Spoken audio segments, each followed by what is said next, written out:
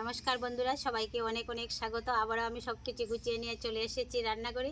আজকে আমি আপনাদের সঙ্গে শেয়ার করব ভুজিয়া মাছের রেসিপি। ভুজিয়া মাছগুলিকে আমি আগে থেকে ধুয়ে নিয়েছি। এখন আমি একটা পাত্রে ঢেলে নিচ্ছি। হলুদ গুঁড়া, শুকনো লঙ্কার গুঁড়া, জিরার গুঁড়া, পেঁয়াজ কুচি, কাঁচা লঙ্কা কুচি, আর আমি দিয়ে দিচ্ছি স্বাদ মতো লবণ, সরষের তেল। সবগুলি উপকরণ দেওয়া হয়ে গেছে। সবগুলি উপকরণ একসাথে মিশিয়ে ভালো করে মেখে নেব।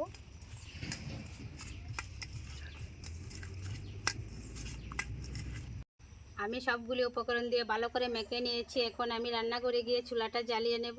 দিয়ে নিয়েছি, এখন আমি কড়াই বসিয়ে দেব। কড়াই গরম হয়ে গেছে, দিয়ে দিচ্ছি সরষের তেল।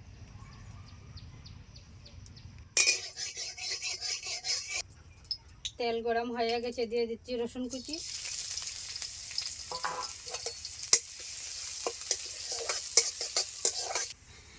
রসুনটা ভাজা ভাজা হয়ে আসছে, দিয়ে দিচ্ছি মাখিয়ে রাখা ভুজিয়া মাছগুলি।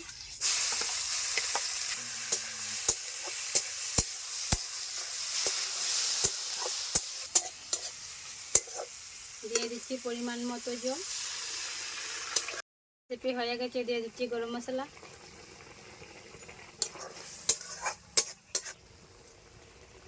রেসিপি হয়ে গেছে, নামিয়ে একটা পাত্রে ঢেলে নেব।